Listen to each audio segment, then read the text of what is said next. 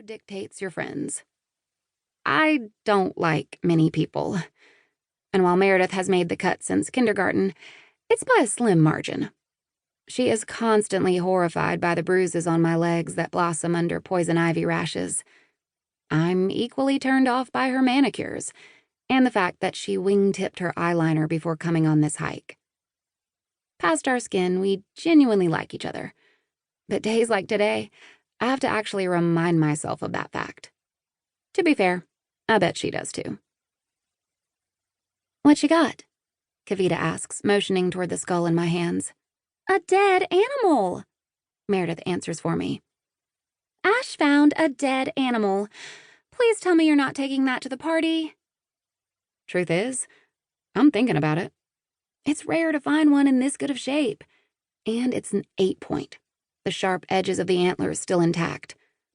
I'm rubbing my thumb along a smooth curve, debating, finally choosing to toss the skull into the leaves. Maybe someone else will find it, hang it on their living room wall, or zip tie it to the grill of their truck. We head uphill, and I set a pace that will leave Meredith gasping, though Kavita stays steady at my heels. I hold a branch back for her, and she smiles at me as I do, though none of us are talking. We need our energy, need our breath for the long walk to the campsite where the boys and the beers are, somewhere secluded enough that we can get rowdy. It'll be loud later, when we celebrate the beginning of summer vacation, talk about how crazy it is that we'll be seniors next year, the bittersweet tang of something good coming to an end, filling our mouths.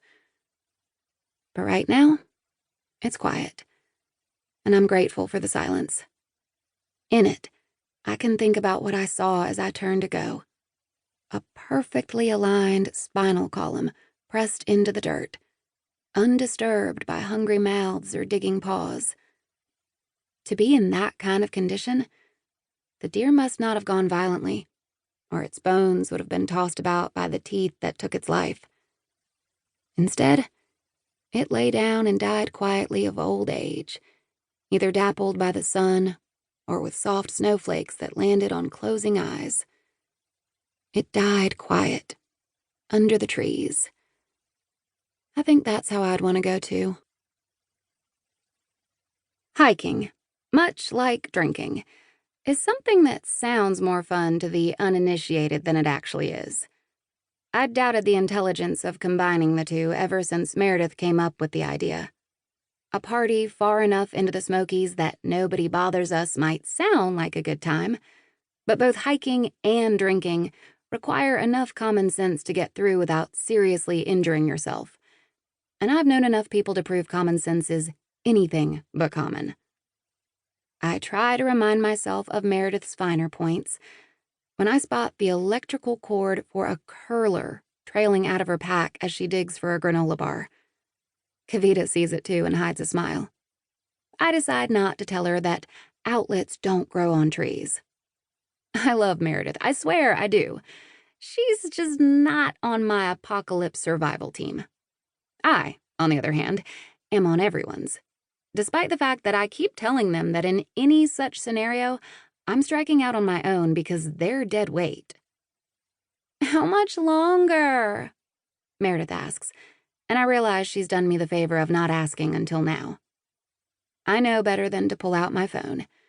There's no more cell service out here than there is the magical electrical current that Meredith is relying on to fix her hair once we're at the campsite.